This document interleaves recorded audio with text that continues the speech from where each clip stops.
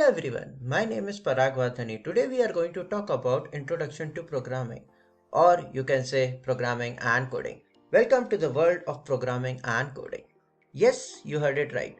I know you might have heard a lot of things about coding, like for example, it's too boring, what is it programming, how many languages do I need to learn, what is the requirement of it, why do I go ahead with that. So let's talk about that. Programming is an art, but coding is an act. So today I am going to start my lesson with one of the beautiful line which I heard. Confusion is a part of programming. Yes, when you code, there is a lot of confusion will come up. New program, again, where the line error is, what is happening, why it is not working. Lot of confusion will be there. But at the same time, it's not a bug, it's an undocumented feature. You might have used a lot of applications where you feel that this not supposed to be there, but it is there and it is working perfectly fine. Yes, this is a bug, but it is also a feature also. Am I right? So today we are going to talk about the programming languages. So first of all, let us understand what a programming language means.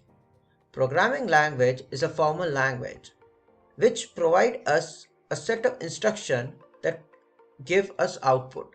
For example, if you have to drink water, what do? If you will tell someone, could you please give me a glass of water? Or could you please give me a bottle of water? So this is instruction is given by you to the other person. The other person also need to understand your language, right? For example, I am talking in English. But what if someone don't know English and they know other languages and they are coming and listening this video? They can't understand, right? So for that, we are talking about different languages what computer can understand. This is considered as a programming language. It is allowing humans to write instructions in their languages so that computer can understand in their languages. This is kind of translator what we are talking about.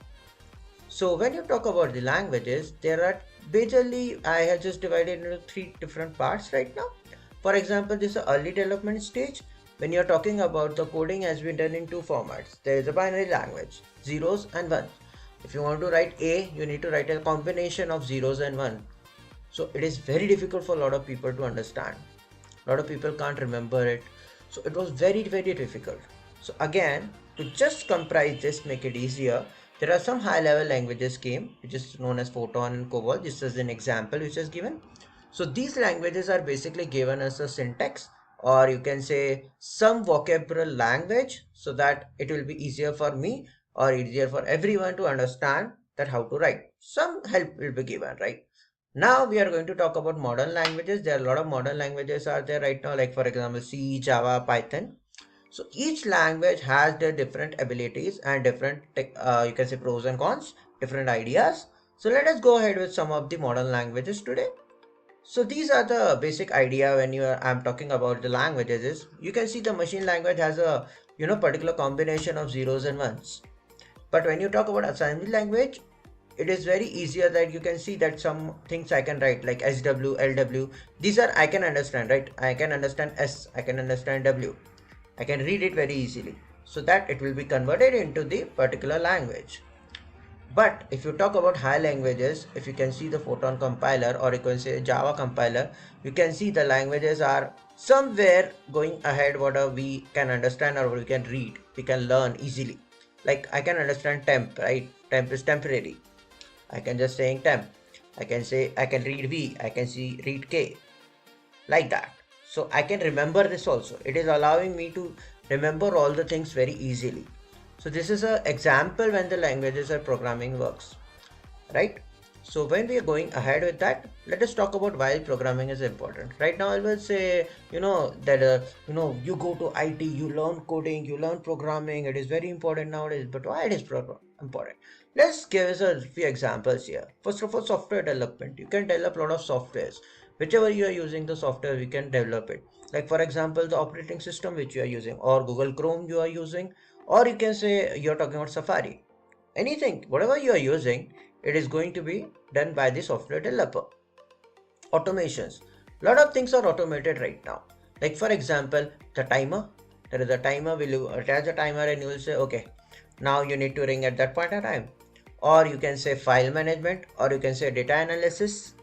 This can be done by automation. Like for example, I just gave the Python can automate tasks. So a lot of tasks can be done by Python. Data analysis and scientific computing. So data scientist uses Python for machine learning, statistical analysis and data visualizations. So these are the examples, some examples which we are looking ahead why we need the programming languages nowadays and why it is important in everyday life, right? So we can go ahead with that. Let us talk about some histories and talk about some programming languages. Like for example, C.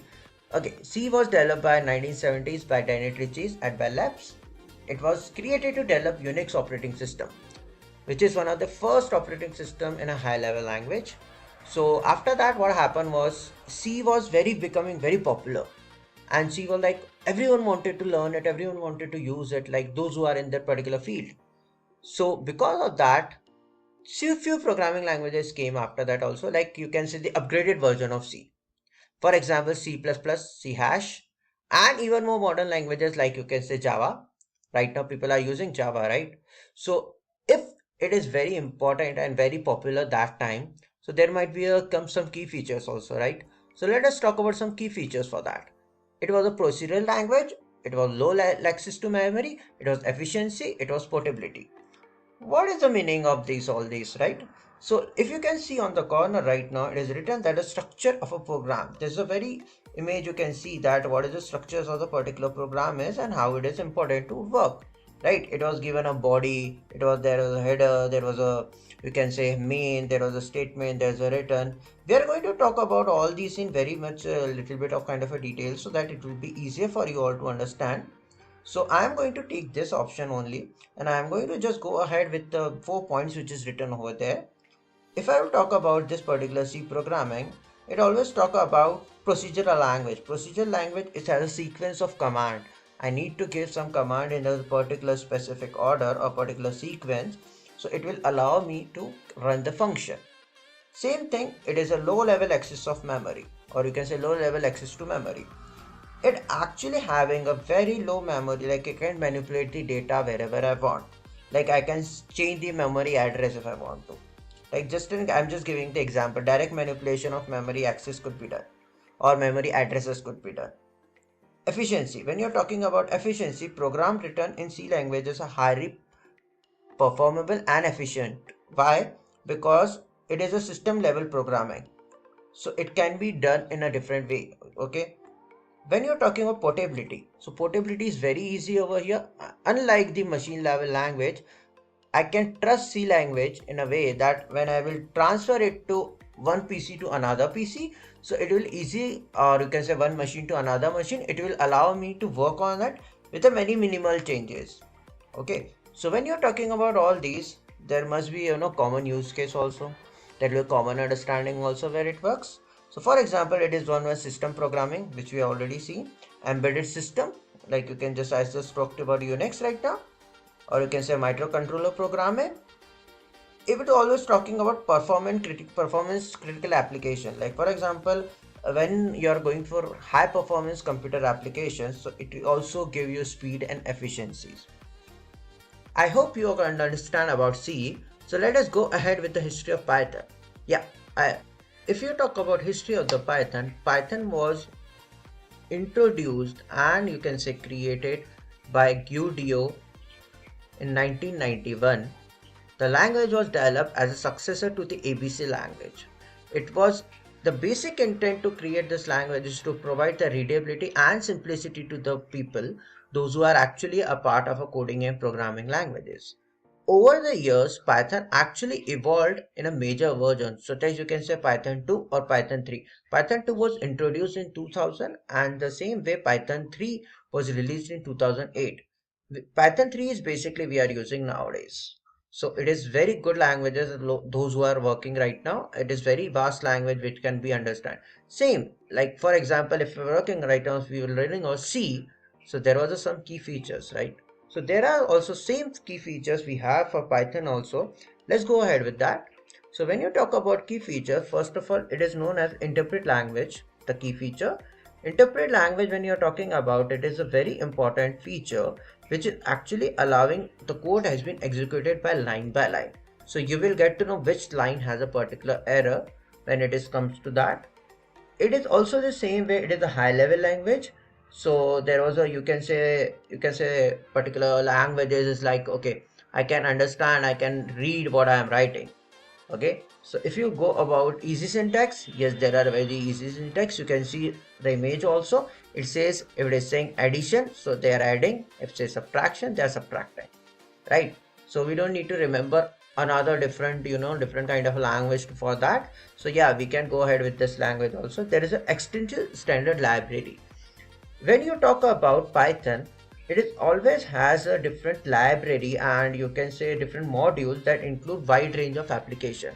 So that's why Python is widespread. A lot of softwares and a lot of people, or you can say a lot of areas where you can get this. So when you're talking about all this, there are also again a common use. When you're talking about a common use, we can do web development with this. Like, as we already seen, data science and machine learning, and even we can talk about automating and scripting, which we have seen already at there on the first slide or second slide. You have seen already all these when we started after the particular course and introductions. So if you also, there is a scientific computing techniques also, like there is a library named SciPy or SumPy, which having a scientific and symbolic computations. So yes, it is very important for us to understand Python also nowadays. Yeah, so when you can go ahead with this, we have a Java also. Okay, Java was developed by James and his team at Sun Microsystem, and it was released in 1995. So the language was actually originally designed for an interactive television. They wanted, like, television could be interactive, but it was evolved due to the internet applications and the portability of that particular language. Java has gone a very big updates, like for example Java SE8, which is done in 2014, and same is Java SE11, which is known as 2000 in 2018, which bring a lot of modern features. According to the Oracle Corporation, basically, if you talk about Java, as continues to be widespread in various domains. Okay, lot of enterprises are using the particular, you can say, Java features. So when you talk about same, Java also has the key features, right? So when you talk about that particular key feature, the first feature is object-oriented programming, which is known as OOP. OOP is a basically, you can say, a programming language, which means it uses object and classes. Okay, so there is a particular object will be there, then a particular class will be there, so that it will provide a particular instructions to that. For example, right now you can see on the screen, it is written public class. So public, and there is a class, right? So this is a public class. There are a lot of examples. We can go ahead and we can have a look. Right now we can just understand this. If you talk about a platform independence, yes, Java has a virtual machine. You can say Java virtual machine, JVM, which allow every code to be worked anywhere. There is a platform independent, so you don't need to be worried about the platform. It is also robust and secure. Okay, Java has a very strong memory management, so it is robust.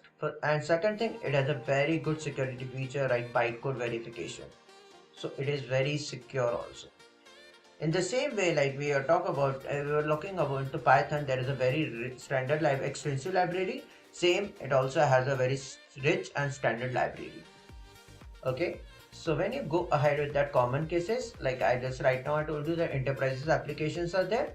Android development you can do. You also can go ahead with the web applications and same scientific computing like Python. Right now we heard, like, we have gone through with all the features and like just the key features, or you can say common use, or you can say histories. But let us recall all these. So when you're talking about all these, so their features are syntax, first of all, low level, procedural. In Java, it was verbose and object oriented. Python, it was high level but easy to read. When you're looking at performances, C has a high performance with low level techniques. Java has a moderate, but it was platform independent. But Python has a moderate, but it is high level also. Ecosystem, C has a very mature ecosystem with the limited libraries. Java has intensive and diverse libraries, but Python has an extensive and enterprises focused libraries. So these all the, like, these all are, like, you can say, theory part which we are looking on. You might have seen like, where is the coding? So you told just right now we are going to talk about coding. We are talking about programming. So let us go ahead and just deep down with the kind of, you can say, a particular language or a particular coding. So I believe that Hello World is the best way to introduce a particular programming. I also learned in that way. I like, so my teacher told me to print Hello World, right? So let us go into that. So when you're talking about it, there are this is an image is having a code, and this is the explanation for that. Like we were talking about right now, it is a C Hello World. So when you talk about this, you can see there is a standard input and output library which is known as include stdio. Same way, it is known as integer main, which is main function where the execution basically starts. You can see the curly bracket which allowing that particular code to run. Printf hello world. Printf means you need to print whatever written inside that hello world /n. /n means next line, and it will print the message. Return O, or you can say return 0, it's indicating that the program needs to end after this. If you can see very carefully, there are some semicolons are mentioned, some commas are there. We need to make sure these are stay as it is, otherwise we will get an error. Same way, Java is always, right now I told you, like public class. So there will be a class. So there, it declared a class. It declares a main method where the execution is actually starts, and like the way it was in C, it was written printf. Here it will return system.out.println. Same way, it will give the message. Let us talk about the Python. As I told you, the Python is a very high level language. Here you don't need to write anything. Just print hello world. It will print for you. So I hope you understand these. These are the very easy, like the hello world is very easy language, or you can look language code, you can say, or you can talk about it. So let us go deep down and let us talk about some different codes. Okay, we can use online platforms. There are some lot of compilers are available which you can use. I'm going to show you one of the compilers so that you can go ahead and you can write your own code into it. Okay, so as you can see, on my screen right now, I am going to write program is a particular website where you will get all the compilers. Like for example, this is C. So I'm just going to make a option for C. I'm going to make Python, and I'm going to make a Java. Okay, these are my three compilers are there. What I'm going to do is I'm going to write a code here. I'm going to write a code where I'm going to print, I'm going to give the instructions to my computer that whatever number I will write, you need to write a table till 10. Okay, right? 5 ones are 5, 5 twos are 2, 5 threes are 3, like till 5 tens are 50. Okay, so how it is going to be done? This is already pre-created code, like you can say hello world. So I'm just, if I will click on run, so you can see the try programming quiz code. Okay, I'm going to change it for the hello world so that you can get an idea. See, hello, I'm just going to, okay, I'm going to write it like that way, hello. So when I click on run, my code will run like that. Okay, so it is the same way. The code is already, you can just have a look at this code when you are coming up. So what I'm going to do is I'm going to keep this as it is right now. After that, I will write in this line is void print table, and I'm going to put the option as integer where you are writing numbers. So you can get all these in a detail, but I'm just going to give you the highlights of it. So that integer num, and I'm going to put my curly bracket over here. If you can see, this is a curly bracket of mine, right? Okay, then I'm going to put enter. When I will put an enter, I will write for. This is a for loop. I'm going to put integer, and I'm going to define my value I equal to 1. That was my first value.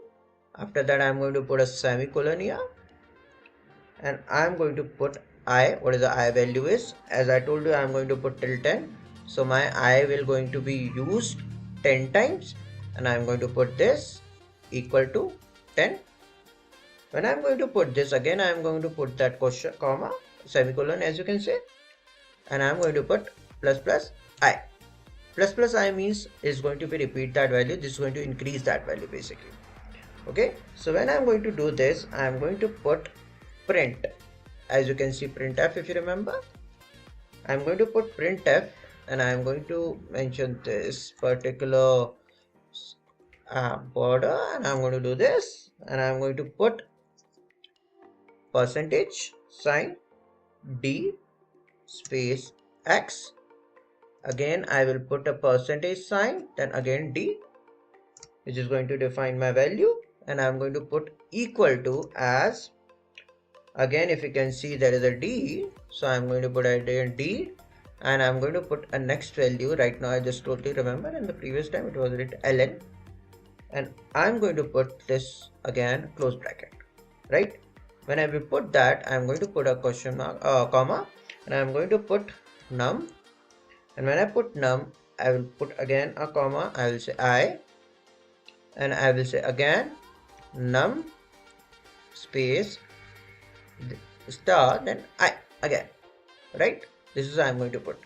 So when I will put this, it will allow me to justify the particular value which is there. Okay, for example, first is num, then I, then num into I.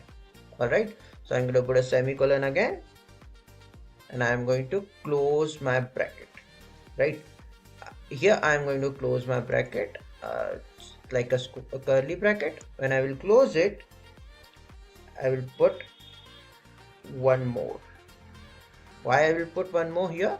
Because when I am putting here in the void print table, you can see there is a 1 here. Alright, so just to keep this, I am going to put a curly bracket here, so that it will allow me to understand that this is inside the for loop, and this is my another curly bracket which is coming from void, right? After that, integer main I am going to put as it is. This is also I am going to put. I will remove this from here. Once I will remove this from here, I will write the remaining code. Remaining code is like int number, that was my number, and I am going to put this, and I am going to keep it like this, and I am going to use this printf option again, and I am going to put this. Okay, I am going to put this, and I am going to write enter the number. I am going to write the, because I like the. When I will put this, and I am going to put this, and I am going to keep it as it is. When I will give that option, then I can go for scan.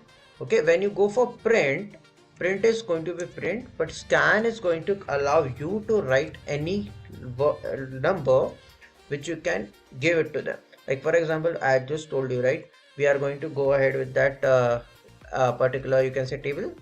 So I'm just going to write like that. Once I will done this, I'm going to put a comma, and I'm going to put space add number, right? When I will put that, I'm going to put this as a comma. After this, I am going to put a particular information here which says print table. I need to print the table, right?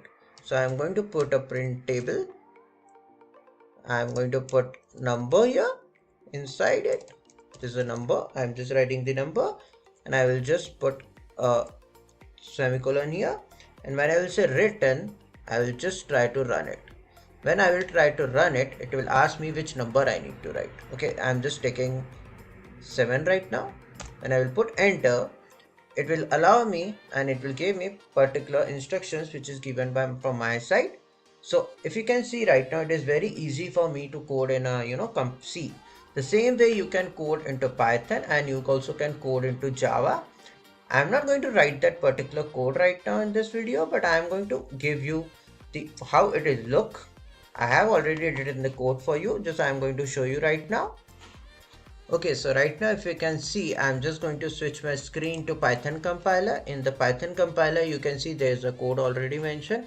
You can change this setting. Right now it is very dark, so you can convert into light mode and you can convert into dark mode. That is up to you. So again, if I will click on run, the same situation happen here also. If I'm going to write 7 again, so see the same answers is appearing. Right now here you can see print table num for again. This is the options which I can use here. Again the same thing. It in the Java also the same feature, same way. You can change it to like that. That is up to you.